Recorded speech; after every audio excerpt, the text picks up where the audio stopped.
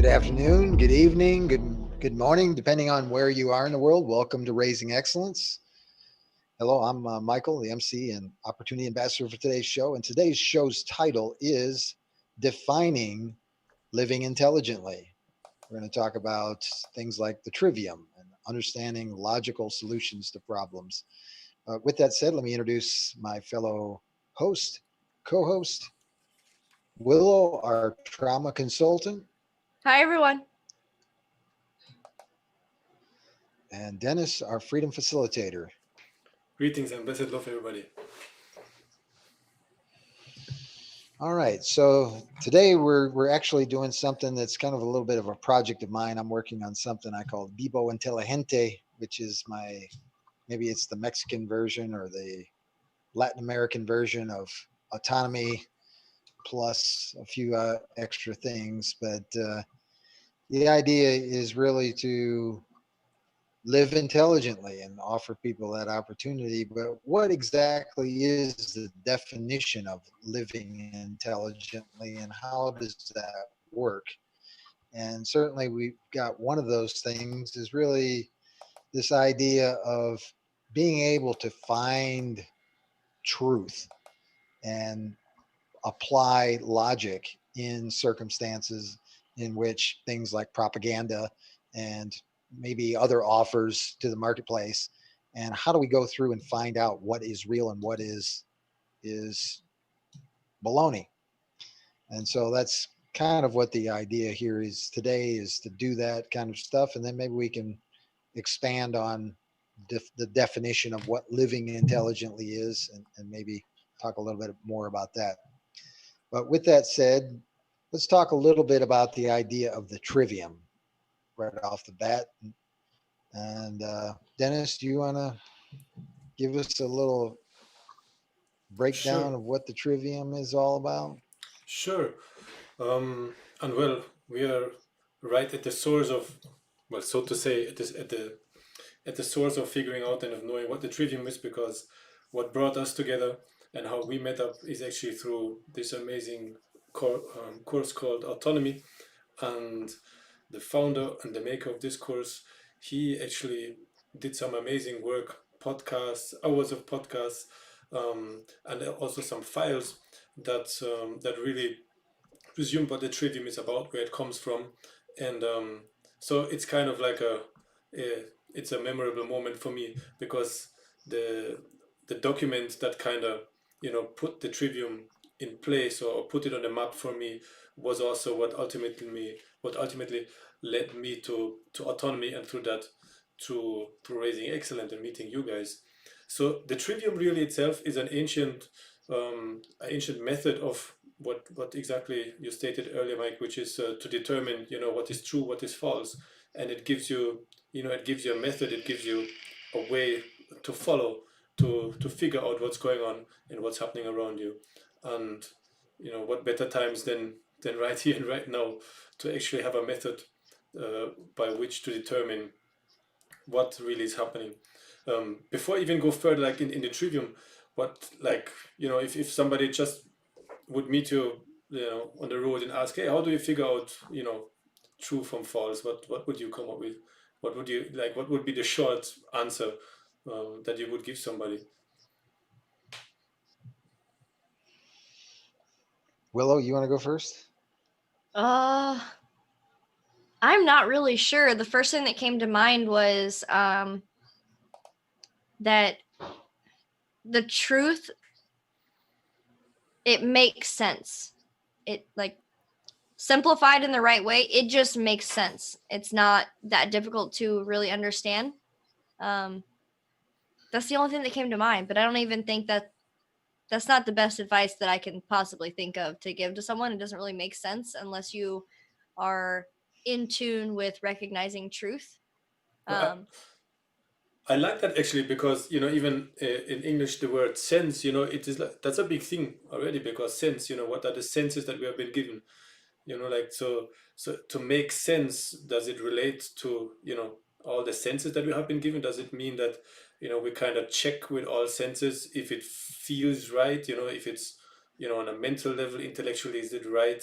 Does it feel right? Emotionally, what does it trigger in us? I think that's actually like a, like a good entry point, of using all our senses to determine if something, feels like a yes or a, not so much. The way I found that out, or kind of figured that out, was I started to learn macro and microeconomics, and every time like my husband has tried to explain economics to me, I'm like, oh, that makes sense. I understand that. That's easy to understand. And then when I started learning the economics on this app, it wasn't making sense. I was like, what, how does that, this, I'm very confused. I just need more explaining. Come to find out, it was Keynesian economics and not Austrian economics. And so I was like, oh, now I understand why it was so confusing, because it doesn't actually make sense. It's got to have some other like stipulation to it. Yeah, that's a great one. If you try and read Keynes' book on economics, it is a jostled mess of just complete idiocy, if you ask me, honestly. But it does not. It creates a lot of terminology that essentially people don't necessarily know what that means, and when you throw that in with a bunch of other theories, it's all garbage, really, is what it And comes down to. I don't want to like suggest that, okay, if you read a book and it's not making sense to you, that doesn't mean that it's false. But the the text that I was trying to read, it didn't have any fancy words. It was just what they were trying to say didn't make sense to me. I'm like, how does this doesn't seem like it actually could work. And when you take all the fancy language out and it's explained on a simple level, it should make sense to you. There should be a way to relate it to something else in your life, or you could be like, oh yeah, that reminds me of, like, is that how this works? Like it'll connect some things in your brain. Truth will always connect things, not separate them.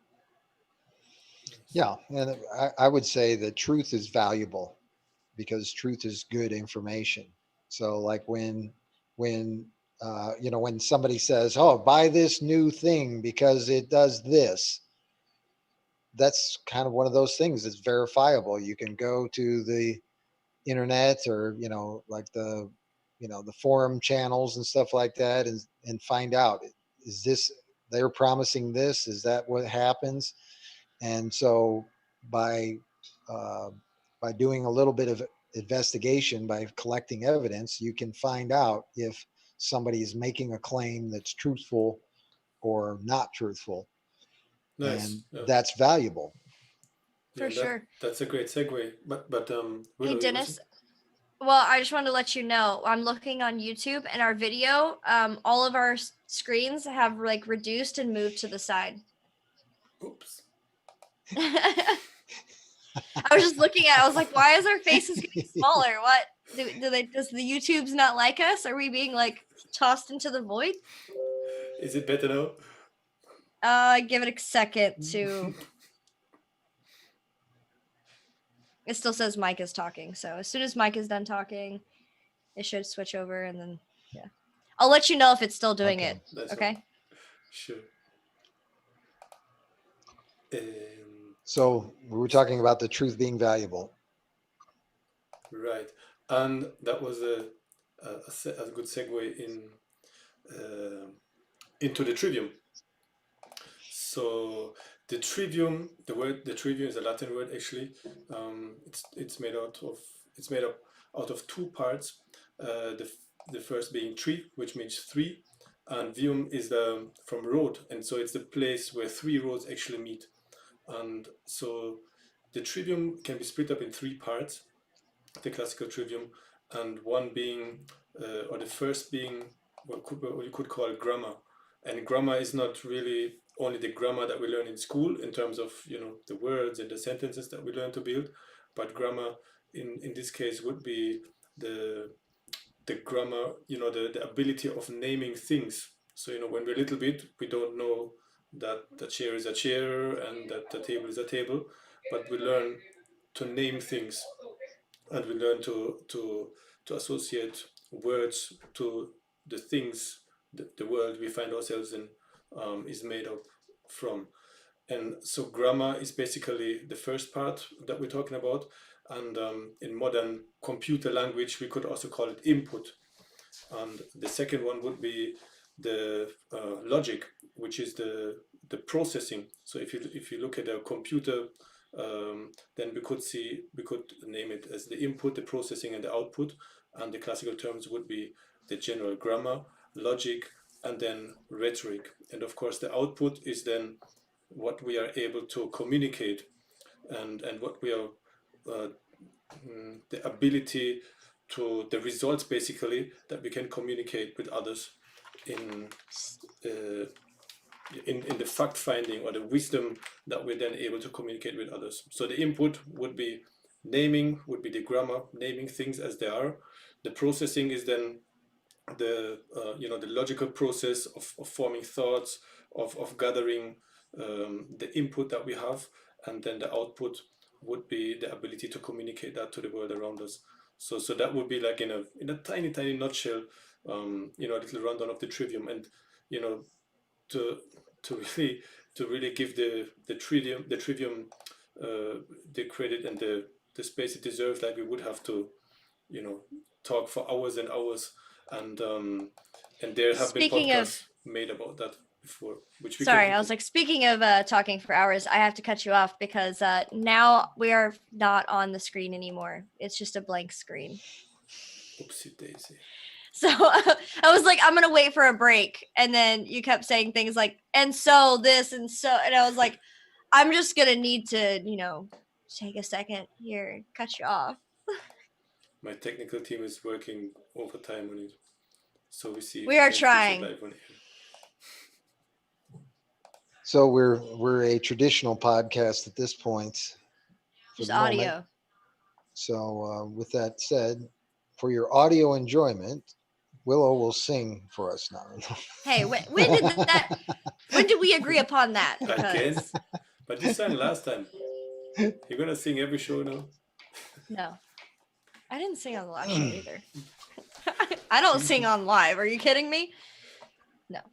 Well, I would just add in regard to the trivium, it is really the first three of the seven liberal arts. And for most people that go to college, they understand that there's a department of liberal arts, but most never even understand. They've never even heard of the trivium or the first, logic, grammar, rhetoric, and how that, relates to them being able to learn anything that they want. And then further on is the quadrivium, which is the other four of the seven liberal arts that I think is, what is it? That's Arithmetic, Mhm. geometry, music, and astronomy, right? Exactly, yeah. And that- so those are the arts of the liberated person, the education of a free man. And that's what the Roman citizens in the heyday of the Roman Empire, when really Rome represented freedom, really. Roman citizens were the free people, and to be free, you had to have an education, and that's what the liberal arts were. Beyond say- that, I don't necessarily know. I'm sure there was a civilization prior to that that understood that as well, but that's all. From my understanding, that's what we've got And as if far it as an understanding. if it go like just a little deeper in the first three, in the grammar, logic, and rhetoric, then and that brings me back to the question issue. Like somebody asks you, hey, how do you know if that's true or false? Then from the grammar point of view, the gist would be that you answer the four questions, which are who, what, where, and when. And so that would create like a basis of determining what is going on, who was there, who did it, what happened, where did it happen, when did it happen. And that relates obviously to the entities involved, to what transpired, what happened, to the location where it happened, and also to the time when it happened. And then for the second one, for the logical processing, the key question would be why. So that is then pondering upon and determining why something happened. So you basically have um, you have the basic facts together, and then you figure out why it happened. And then the third one in the rhetoric would be would provide the subject of like how it happened, and that's then Somehow, communicating. it has done it again, and we are back to a black screen. Wow. This is going to be my contribution to this episode. I'm going to be tech support and just let you know when everything is messed up. Let me fix it again. So We're just rolling with the punches tonight. while Dennis does that, Willow, what is your impression of all that information that we just expounded on? Does that seem helpful? Yeah, actually it is. It just the fact that, you know, I now have a process for learning things, and my husband has introduced me to the trivium. I'm not I just know of it. Like, I know what the trivium is. I know that it's a process for learning. I know that there are 3 parts to it. But that's as far as I know, because I haven't done any more research on myself. But it makes sense to me. It makes sense that you would have a process for learning. I took that, or from that, I took the information of between logic and rhetoric, or maybe it's between grammar and rhetoric. The logic has actually been, critical thinking has been taken out of our schooling system. It's also the part of the brain. It's not the part of the brain, but it's the part of that process that the brain wants to shut off during, and it wants to go straight from what is the grammar, what does that mean, and how to do it. Like, it just bypasses that logical step. And that's what I do in my trauma survivor courses, is teach people to lengthen that period of time so that they can spend more time in logic, in processing and understanding how this grammar connects to how do I explain it to other people, which has been really helpful. That that's my general impression, is the learning, having a process for how you learn is a good step towards being able to discern between truth and lies. Yeah. So, like, for example, if the grammar is a particular thing that people are doing, and the conditioning says, oh, when they're doing that, that means this, and people are immediately triggered by somebody doing something into an emotional response, and essentially a non-thinking mental response, because emotion basically cues their amygdala oblongata, right? And effectively they're using their base brain rather than their neocortex. Actually, the word you were trying to say was amygdala. The medulla oblongata is the part down here that connects to your brainstem, or the brainstem that connects to your. I was just trying to throw that reference in from that Adam Sandler movie that I thought was really. It is a fun word funny to say, though, and I often get it confused with amygdala because they both have an M and an A, and it's just like, that sounds like a medical term that I have no idea what it is. But it's between the amygdala and the reptilian. It's actually called the limbic system. So it's the emotional brain, and it's a combination of 2 to 3 different parts of the brain, including the amygdala. I can't remember the other one, so I'm not going to say, but it's all called the limbic system. And when that is triggered, the neocortex, which is up here, is parts of it are shut down depending on what kind of trauma you've suffered. Parts of it will shut down, or all of it will shut down, and it makes it very difficult for you to process any information. It's like a fight or flight response. You just have to make a decision, and you have to get out of the situation or deal with it as quickly as possible. So the kind of intelligence we have been looking at Oh, is. Dennis, I'm not hearing you. Yep. So sorry. Okay.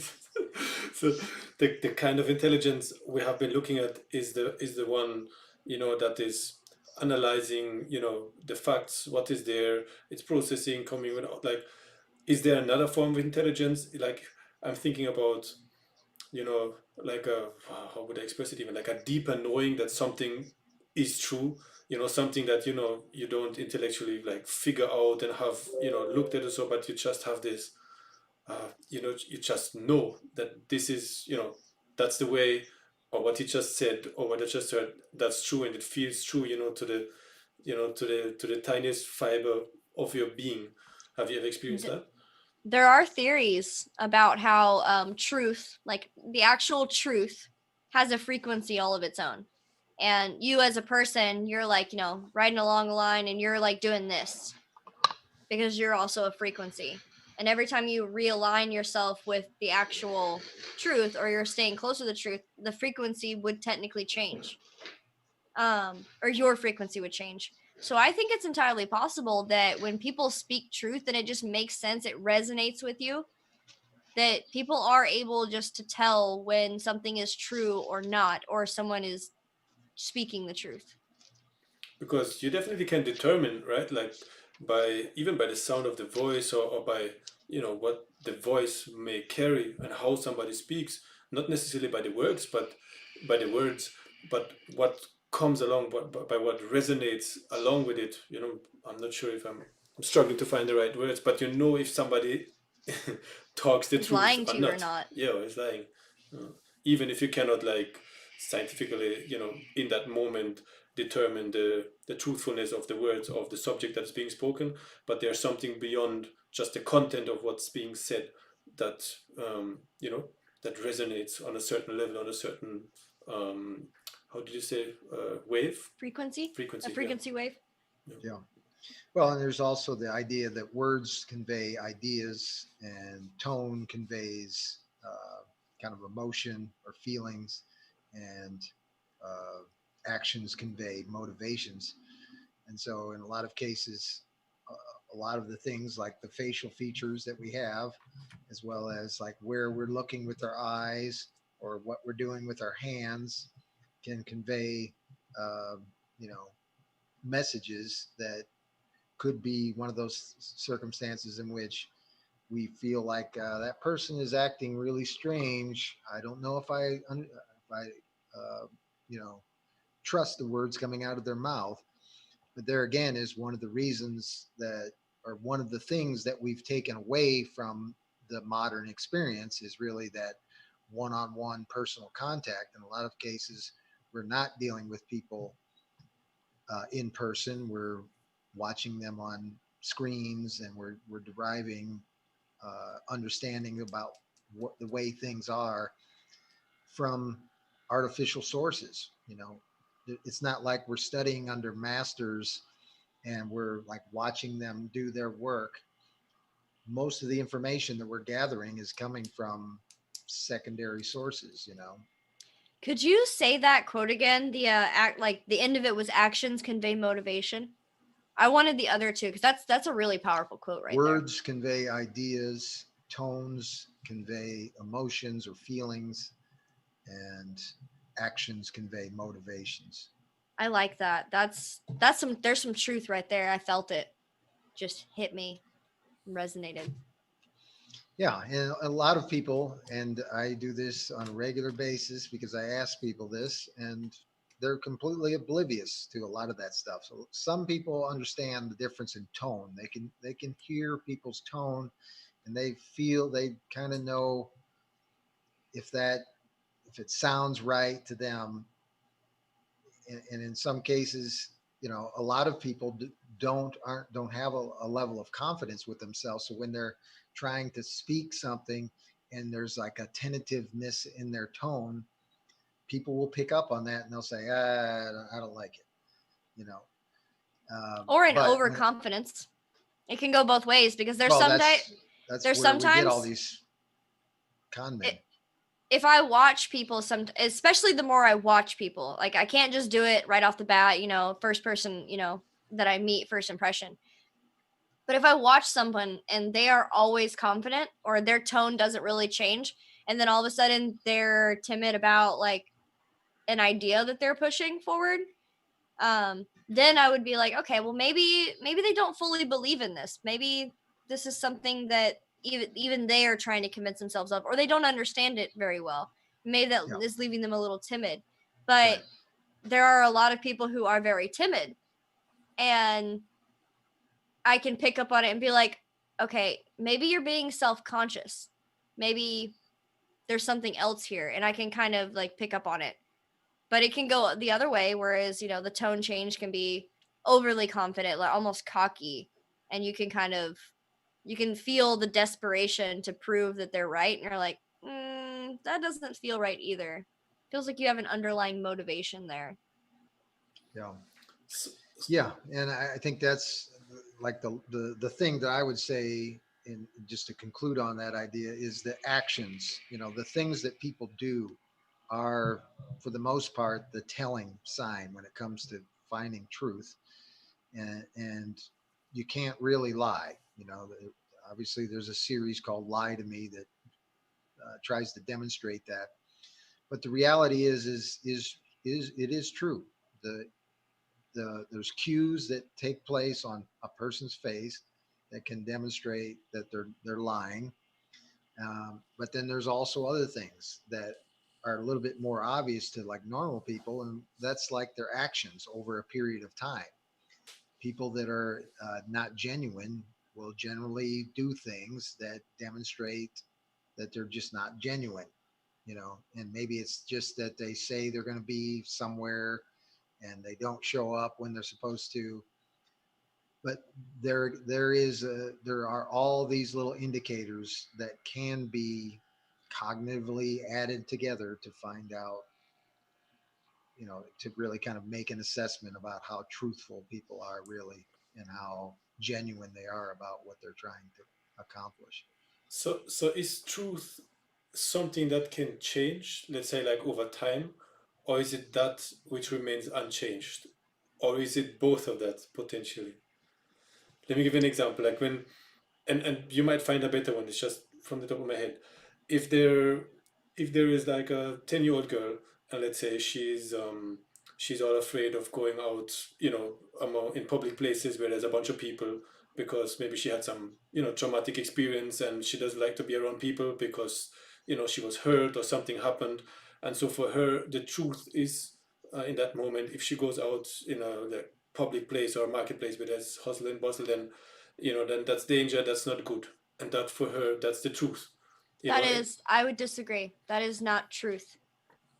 How would you The call only it? truth, the only truth in that statement would be going out in this space is going to make me very anxious because I have experienced this in the past.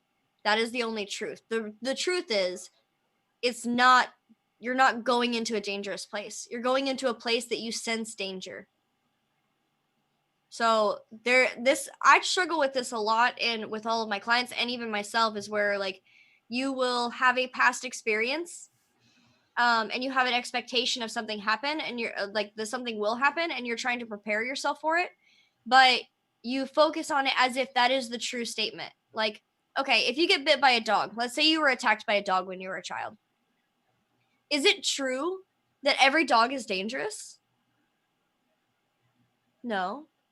But what if you feel fear every time you come around a dog? Wouldn't it be true that every dog is dangerous? No, that's not true. You feel fear when you are around this. Like, that truth is the truth Well, for now, that's but it could Mhm. change. Let's say you have therapy with dogs and you learn to overcome it, and then one day you don't have a fear of dogs. Yeah, that's what I'm hinting at. Because so it changed individually. So that changed because 10 years, 20 years later, maybe then she becomes somebody, I don't know, who works at a public market or who loves dogs, and you know, so that experience of truth like would have changed. Is that still true? Is that still truth? It was like, it is still truth. Like, if you're using the term, I feel fear around dogs, that is true. Now, would you say that if after you spent 5 years dealing with dogs and you've kind of overcome it, um, if you still have a little bit of fear, it would still be true? But if you don't have a fear, then it's not true anymore, because that does change. That truth did change. But it's not really the truth that changed, it's how truthful you are. well, and that's kind of one of the things where it's subjective and it's objective. there's an objective truth, which I think is what you're pointing out, Willow, but there's also a subjective truth, which is what the person experiences. In a lot of cases, like you said, eh, fear of an animal or fear of a dog is a subjective truth that they have for whatever reason. Maybe they got bit by a dog or whatever the thing is.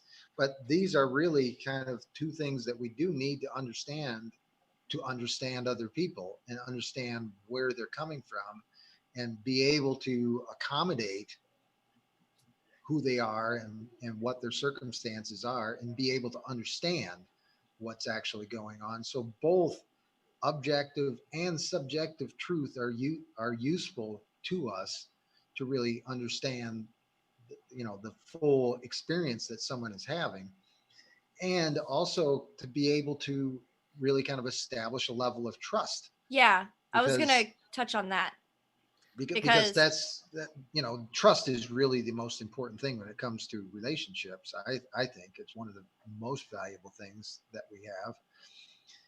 But how is that actually built is about being able to understand, or what's another better word for understanding? But I think that's a fair word for it. yeah, I was gonna extend this analogy of like the fear of dogs. Let's say the phrase is "dogs scare me." That is truth. If dogs scare you, that is your truth.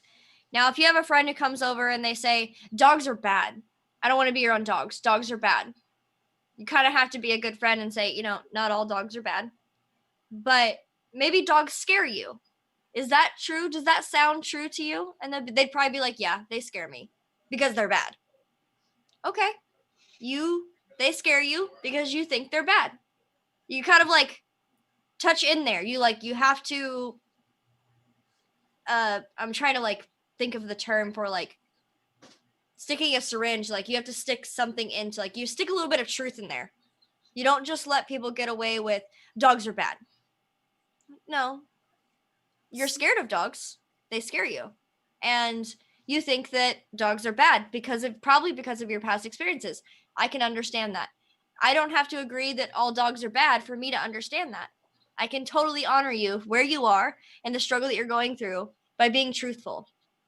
So how I would attempt to cut through it is that the I think what you meant, Michael, with subjective truth is, and what I meant with the first stage of the being scared of dogs, as you said, Willow, or the first stage of the girl being afraid of going out into crowds and perceiving it like that. So that is the truth that we perceive through the entity that we are in these realms, through our holistic being, in terms of the experiences, the backpack that we have on, the physical, the emotional, the intellectual being that we are. And so that's kind of filter, right? So the experiences that we had, the makeup, the environment that shaped us, all all that huge like baggage that we walking around with, that is filtering our experience. So we're experiencing the world through that, through our physicality, and so the subjective truth that we have pointed out in the examples that we said is stained by that, so to say. But then I would say that there's something beyond that, which is the truth that is always there, will always be there, unchangeable, you know can't be named, and which is always what it is, which will never change. And that is the one that is not being stained through our perception. And then to use Willow's words, that I would say, so the subjective one would be, oh, the dog is good, or the dog is bad, or the dog is biting, whatever. And then if you see it from beyond the subjective, then you would have to cut off all the labels. Then it's just, the dog is, that's it. It is what it is. However you name it, that's already subjective. That is like what you add on to it. But in essence, the dog is, the crowds are, you know we as people, we exist. And whatever else comes beyond that, that is already, what we actually adding to it. But it's not, the essence is that the isness, the beingness of everything that is as it is.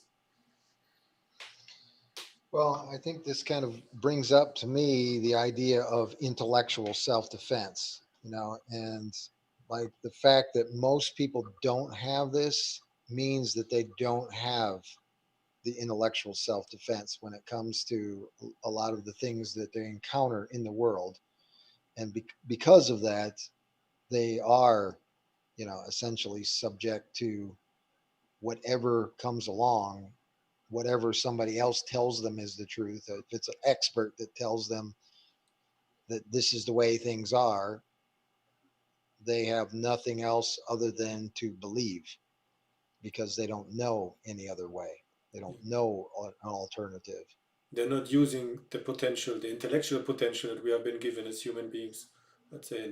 And that's then I see intellectual self-defense as as using one of the highest gifts that we have been given, our intellect, to determining, the outcomes of our behaviors and what's happening around us in this physical world that we encounter ourselves in. And I feel that is something we really, you know it is noble to strive to use that to the utmost extent, because that's what differentiates us from other beings as well. This ability that we have, and this ability really gives us the potential to transform uh, our world, and to transform our world for the better. And then, Definitely. yeah, and then, and I don't think it's a either or, but it's like, it's the subjective, the intellectual self-defense to live proper and to live noble in this world, as well as being aware of that greater, that one truth that always is, and be in connection with that. I don't think that it's either this or that, but it's both of them in conjunction. So they are both, um, they're both working at all times, basically. If we align them, and we align ourselves with that universal truth, while using our intellectual potential, to live the best and to be who we can be in this world, I think then we would have fulfilled a great deal of why we're here. Yeah, and I think that's some of the other shows that we've done in the past, like Acceptance, for example. Acceptance really is accepting the truth. I think that idea of really uh, just accepting reality for what it is, and being able to deal with that versus like all the definitions and all the things that the system has put in our place that redefine things, like somebody wearing a mask, for example, as being this versus it just being a person wearing a mask Mm. and not really anything at all other than a person wearing a mask. Yeah, we have comments here from the audience where Shambhavi says, there's only one truth, and also the truth is not recognized by intellect. Truth is recognized by intuition. I'm not so sure on that one. I think that's certainly something where intuition has its truth and intellect has its truth, and I think maybe those might be different. I'm not totally positive on that one. I feel I'd say that's they what. probably communicate with each other. Where like, your intellect is like, hey, intuition, what do you feel about this? And the intuition's like, I don't know, it kind of, feels about right. And the intuition's like, but what do you think about this intellect?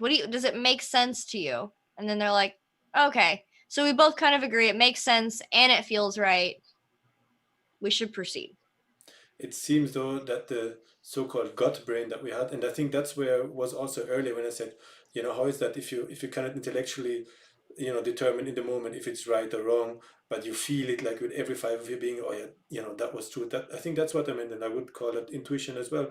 And it feels that it seems that scientifically we are at a stage where, where it is proven that, the so-called gut brain, in your belly, is actually making the ultimate decision. So when you think, your brain makes a decision, it's actually just translating, and it's, reaffirming something like a message or a signal that it would have gotten from the gut already.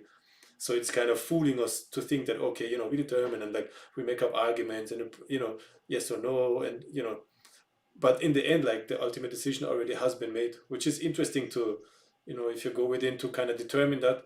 And I can, whenever I like really go within and seek, um, to determine whether I made a decision, based on logic and on reasoning and so, then I can find like a point where I knew from the beginning on, okay, yeah, I should go left or I should go right or I should do this and I should do that, and where then the arguments and the intellect kind of determines, um, or how helps me make the decision, so to say.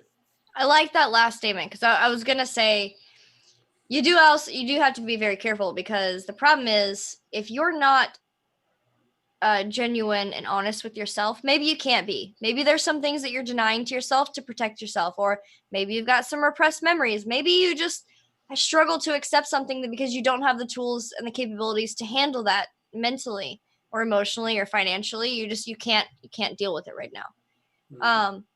Shambhavi commenting, intellect wants to tell a story, intuition wants to tell a feeling, which is the truth. Because when you trust a gut feeling, the problem is you have to know that you can trust it. And this is where like flashbacks come into play, because sometimes our gut will tell us that something is really bad, or we think it's our gut. We just have this emotion because there is some truth to it. There is some truth in it, but it as a whole is not always true. Just like I use this example, when my husband raises his voice above a certain level, my body tells me this is a dangerous situation and that it needs to get angry back or it needs to freeze. And I have to use a mental logical process and, combined with other techniques to not trick, but prove to my nervous system that everything's okay. And then I can continue. But I often have perceived that as the truth. I feel this bad. I feel this way. I shouldn't have to deal with it. Therefore, I'm going to stop it. Like, this has to stop. Instead of like actually going through the process and acknowledging, I'm in a safe place. I love my husband and he loves me. And I know that we're in a safe, healthy relationship. I know all these things to be true. They are truth. They are the truth. So why is this like telling me something opposite of that? You have to be very careful, like not to just trust your gut or your intellect. They need to have a conversation together, and they both need to get on the same page voluntarily. Otherwise, someone's defrauding someone or someone's lying. Like, there's some misunderstanding there that's not going to lead you to the truth. And I like to think of it as like there is a little bit of truth in everything, especially the more like, this is why jokes like really bad, not bad jokes, but like really crude jokes can sometimes be really funny because there's just a little grain of truth in there. Well, and I Shambhavi think saying, what just a second, she says to Willow, that was to what you said a while ago. Trust gut brain, Willow, that's a mind story from the past and not the gut, which is what came to my mind too. Like, because you have that association of the loud voice, with trouble. So that was tainted like from the past. So you made that association. That's what comes up back again. But that would be the example, of the truth, of the subjective truth that we talked about. That's my gut telling me that the emotion that I had is a signal for danger. It doesn't mean that the danger is there. It just means that my body has somewhere picked that up. I would agree, but also disagree at the same time. It is my gut instinct, but it's just farther along down the line. Like, I didn't actually hear my gut instinct, the original one. So whenever I picked up this emotion, my gut kicks in and like, see, I told you, here.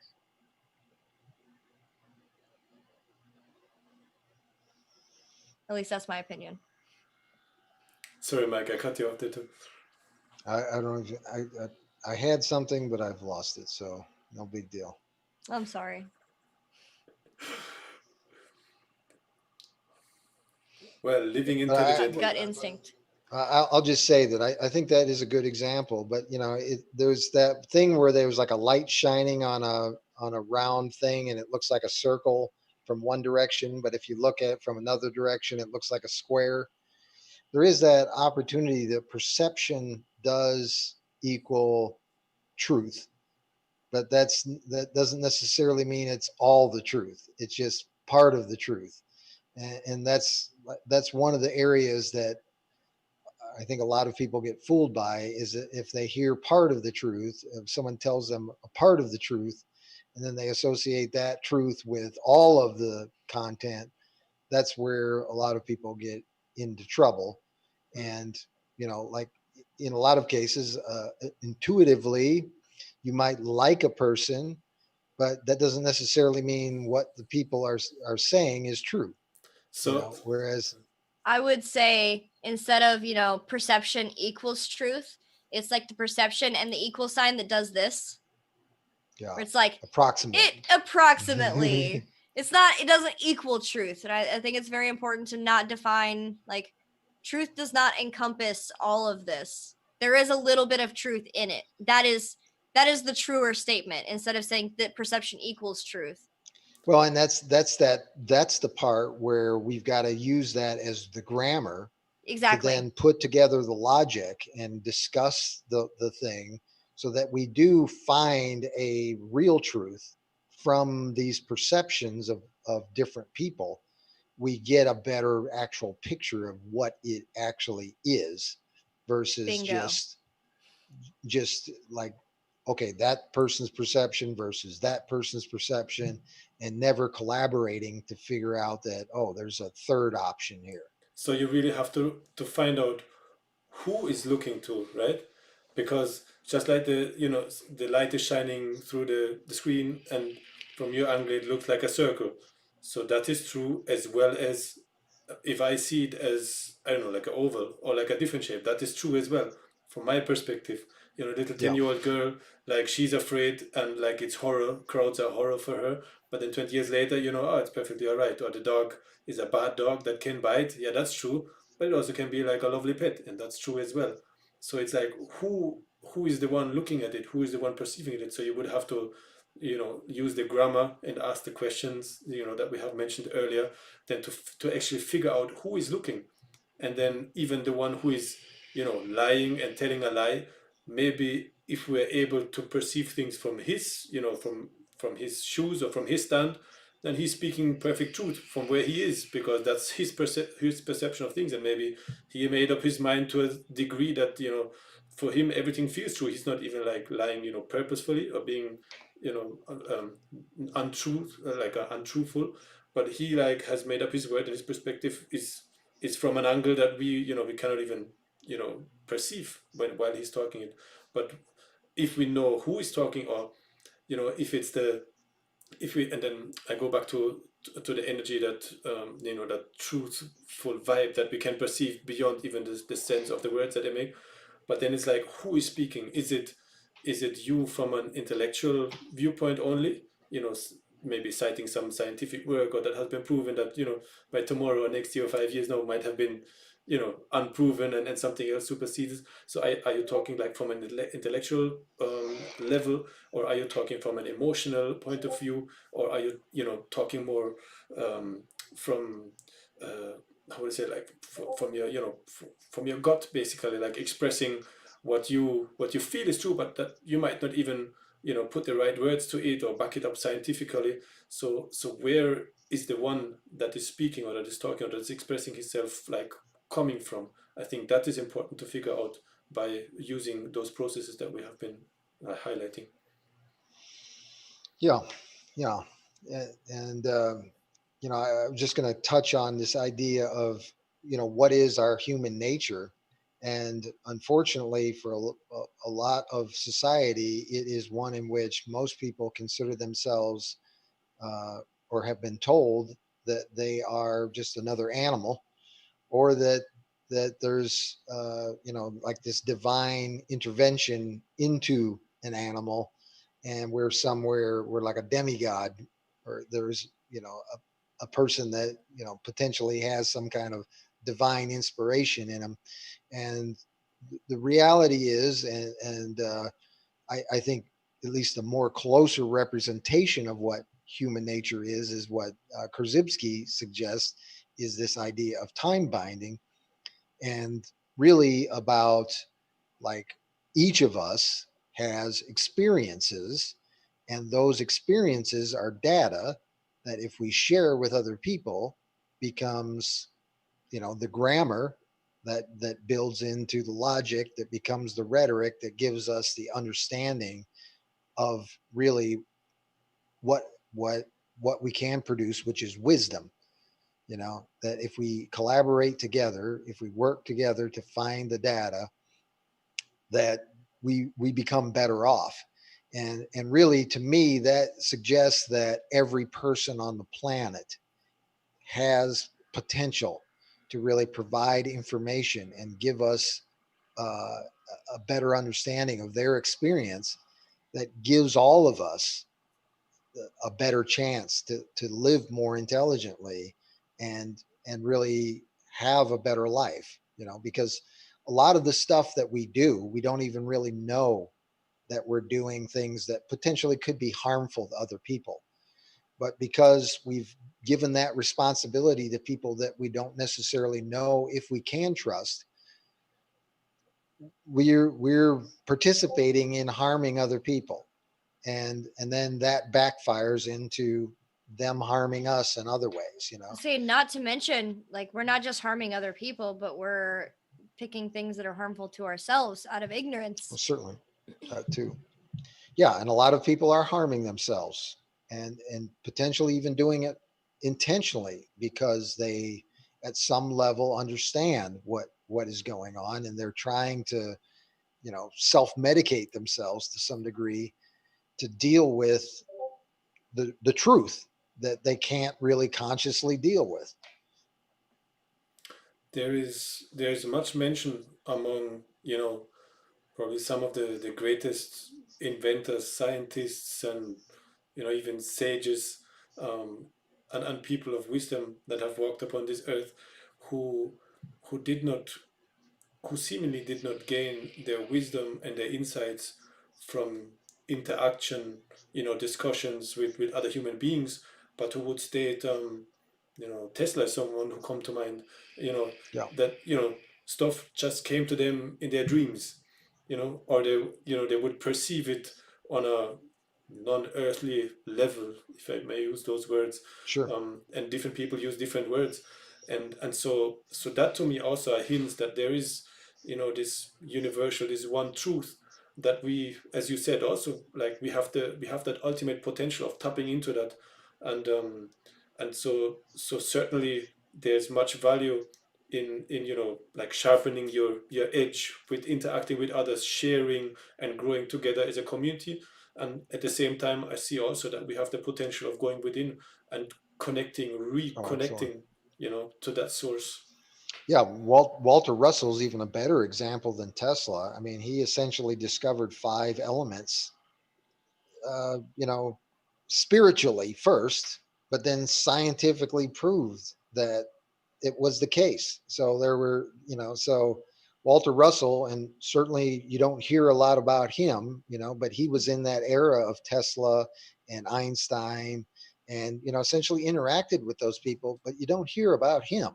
And why don't you hear about him? Because essentially he's saying that there is a bridge between the intellectual and intuitive that is us, you know and it is about the book that he wrote that I think is significant is called The Secret of Light. And I think it is one of those things that kind of it cuts, it really cuts up away a lot of the argument between the people that are suggesting that there's like a religious version of life versus a scientific version of life, and people are on either side. Well, he's saying no, it's both. Are Yeah. you saying secret of life or secret of light? Secret of light. Light, Light. and Yeah. and that's a perfect segue in that, which resonates, really strongly with me, which is to find balance within those three, within the gut, the heart, and the mind. And I think that's why they are, even physically aligned, within the physicality of our being, because we're supposed to align them on every level, because they're not supposed to, one here and one there and working against each other, trying to prove each other right or wrong, but it's supposed to work together as one. We are one being, and there's different parts of us, but they work together perfectly if we are able, to open up ourselves and to tap into the potential that we have on every level, and kind of align that and bring that in balance, so that all three can work in unison. I'm intrigued by the fact that a lot of very important key processes have come in threes. It's like mind, body, spirit, gut, mind, and heart, the trivium, the grammar, logic, rhetoric. It seems to be a pattern, and I don't really know how that ties into this conversation, but I sense a little truth there that, like, when people are like, 3 is a magic number, I'm like, well, threes, like, things that come in three, very important key aspects of life happen to come in threes. 3 is actually a pretty powerful number in math. So, like, when people say that, I'm like, huh, that kind of resonates with me. I feel some truth in that statement. Just a And little bit of tidbit. and the one is in the Yeah. three. I would say that too. 3 is a magic number. Mhm. Well, we've got about 2 minutes left. Do we want to have any fantastic takeaways from this conversation? I suppose we could kind of summarize. I would just say that the thing that I'm taking away is really intellectual self-defense. That is certainly one of the definitions of living intelligently. And unfortunately, most people have no understanding of what an intellectual self-defense really is, or what it means and how it's applied. And there's just so many different ways and aspects that people have been told things that aren't necessarily true. They're either false or limiting beliefs, and because they've adopted those into their own personality or their own identity, they are perpetually in a circumstance where maybe in some cases it's an anxiety that represents that inability to come to a truth about themselves, or it's other things, like what were the mechanisms that the things that we utilize to deal with Coping mechanisms? coping mechanisms. Yeah, so it appears as a coping mechanism, but certainly intellectual self-defense is something that's incredibly important to living intelligently. I wouldn't say that it's like a takeaway from this show, because I have already come to this conclusion and I find it very important, as I spoke about in the beginning of the show. But something I'd like to reiterate for any of the audience, the most important part of this is it has to do with the trivium, where you have to understand what you're talking about. You have to know the language. What is being said here? That's the grammar. Don't jump from grammar to trying to explain what that means. You have to go to logic. You have to wait there for a little bit. You have to piece things together. You have to process it. Really see how your gut, your mind, your body, how everything feels about it, and what they have to say about it, and what does it resonate with you. And then you move to the third, which is the rhetoric. Like, then you take action and do this for your emotional. I have this other thing where it's like physical self-defense, intellectual self-defense, and emotional self-defense. So another round of threes. Do this in your emotional self-defense too. You can't just react. You can't be a stimulus response machine, an input output. You're not just a computer where you put in something and then it gives you an answer. I mean, actually, computer is the wrong thing to say, because you kind of are a computer. You have to process it. You have to Switch. I think a understand it. switch would be Yeah, better. you're not a switch. You don't go from on to off, or on means the light comes on and off means the light goes off. There has to be a process in the middle where you have to understand, what does this mean? What am I being given? How does that affect my life? How can I explain this to others? Well, to me at this point, to define living intelligently means to seek that balance,